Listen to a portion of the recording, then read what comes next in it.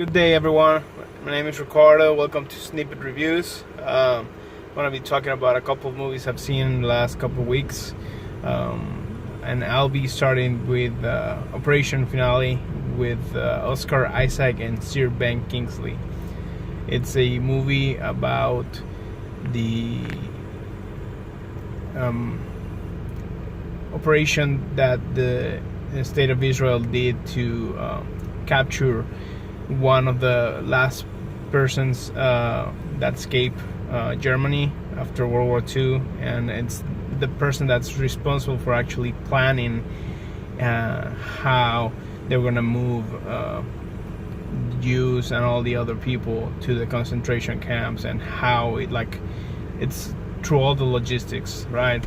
And it goes from Israel to Argentina, where he's currently living.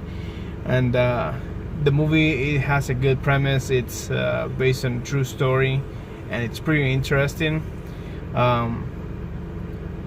But it's not like really good. It's entertaining. Ben Kingsley is fantastic as always, and Oscar Isaac has that cool banter between both of them that it's what keeps the movie going. But the movie itself is a bit slow, and I think it was good, but it could have been better. And obviously Ben Kingsley and Oscar Isaac both elevate the material a little bit. I would wait until it comes out like in DVD or something so you can rent it, but otherwise you can skip it. The next movie I want to talk about, it's Peppermint. It's a cool action movie from the same writer-director from Taken. So you kind of know how it's gonna develop. It's with Jennifer Gardner, which reminds us that she's badass and that she should have her own series of action movies because she's amazing. The movie itself, it's kind of like a female version of The Punisher.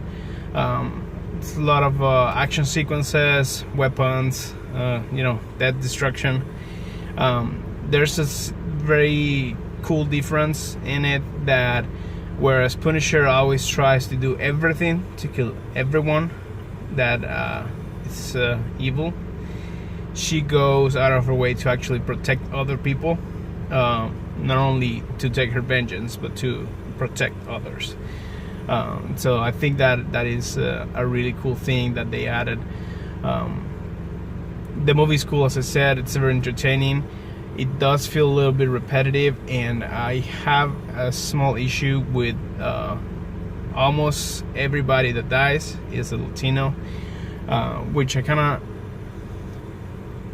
of understand because a lot of large Latino population in Los Angeles, where the movie is set. It's set against the Mexican cartels and they're like faction there in Los Angeles, but it's a bit it's jarring that almost everybody's like, well, the cartels don't hire anybody that's not Latino, I guess. So it gets a bit annoying at times. Other than that, the movie is good. If you're looking for your fix for your action, definitely go watch this movie. Movie I watch and that I want to talk about, it's Searching. It's led by John Cho, Asian American, and he's fantastic in this movie. It's worth noting that he was reluctant to take it because the movie is shown through the screen of a computer, and at first you think, oh, that's like the Blumhouse movie Unfriended, but in here the execution is so much better that it is actually enhancing the acting of John Cho, because of the way it is written and everything. He is central to the story as we follow him trying to figure out what happened to his daughter. The movie is fantastic. It has its own cool twists and turns of the investigation. You can sympathize with him as the story goes on, and like it's very well crafted. Like I would definitely say, if you can see it in the theater, just see it. Maybe if you watch at home, you might feel distracted by all the devices, but on the theater you'll be able to see everything and stay focused on what's going on. So I would definitely watch this one on the theater. The movie I saw was the movie Predator. It's a good action movie, written by Shane Black, who's the person who started like the Lethal Weapon movies, and he did Iron Man 3, Nice Guys. So if you're a fan of his movies, definitely watch it.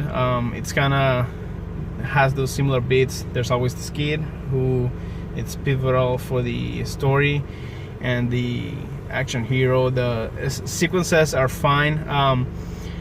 I think the movie could have done so much if it had decided to do like it wanted to. All over you can see that it seemed like they wanted to do something else, but for some reason changed their mind. And so, even though the action sequences are kind of good, there's several things that when you see them you go like, what are you doing, or what are you thinking? Why would they have done that? And so, the acting is pretty cool. The action sequences are decent. I don't think you need to see this one on the theater, but if you're a fan of the Predator, you might wanna. Another thing that comes with this movie is Olivia Munn is I think it's the only actress in this movie, and she does a good role. It's a bit weird because it's like it changes a little bit from the beginning to the end, drastically, not like a little bit, like it changes fast. But there was this situation that Shane Black invited somebody for a small cameo, and this person was a sexual predator that was convicted and everything, and nobody told the cast, nobody told anyone. And so they had this whole issue that Olivia Munn brought, when she learned about it, brought it to the front, and it created a controversy there where they had to take the scene off, and for some reason the rest of the cast members didn't want to kind of like support her in doing these things. Two of the actors, Keegan-Michael Key and Sterling Brown, when she mentioned that nobody supported her, we're like, oh, we weren't at that conference, So I thought it was a bit weird. I'm really glad she brought it up, because it's important that these issues keep coming up and that the studios start taking a more active role in preventing. You don't want to just put people in the situation without at least informing them, or don't just hire these kind of people for roles that might give them visibility. So it's important I think it was important for her to stand up and do what she did, and I hope she keeps doing that and she keeps acting, because she was badass.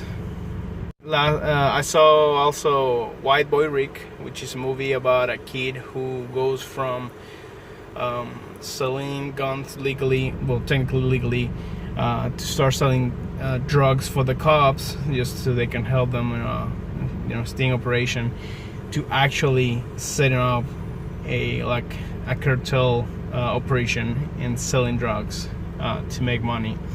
And it's based on a true story, apparently, in Detroit in the 80s, and it's very impressive, even if it's largely changed, that somebody managed to do all of this at a young age. It's interesting to see. The performances are great. Mathew Mcconnaughey plays the father of the kid, and as always, he's really good. He shows, you can see his care for this kid and for his family in this movie. The kid does a good job of portraying the transformation from just like helping his dad with the gun business to actually going to the decision of selling drugs, and then the consequences of it. You know, it's a good story, and it's very entertaining. I would say that this one is a good one to watch in the movies too. Came out of watching The House with the Clock in Its Walls, and with Jack Black and Cate Blanchet. It's based out of a book about a kid who, after losing his parents, goes to live with his uncle, who is a warlock. And I've had so much fun with this movie. It has the right amount of wonder in its effects. It leaves you like looking for more magic, and it has enough like suspense and like scares to make it interesting. It's pretty weird coming from Eli Roth, who has done some pretty visual movies, you know, very macabre and like gory, but he toned down his kind of horror for this movie. I think I've heard that one of the cool things is he was speaking with Steven Spielberg, and Spielberg was like, if you're gonna do one thing about this movie, just one thing you want to achieve, you want to scare the kids, because that's what kids want.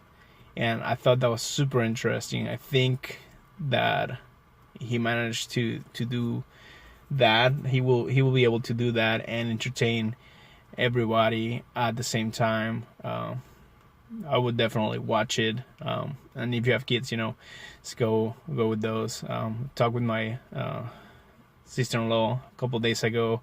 My niece went to see it and she loved it. So, you know, I'm pretty sure it's a good family film. That's all for this week. Actually, like, you know, for this week's episode. I'll see you soon when I have more movies to talk about, and I hope you enjoy your movies, guys.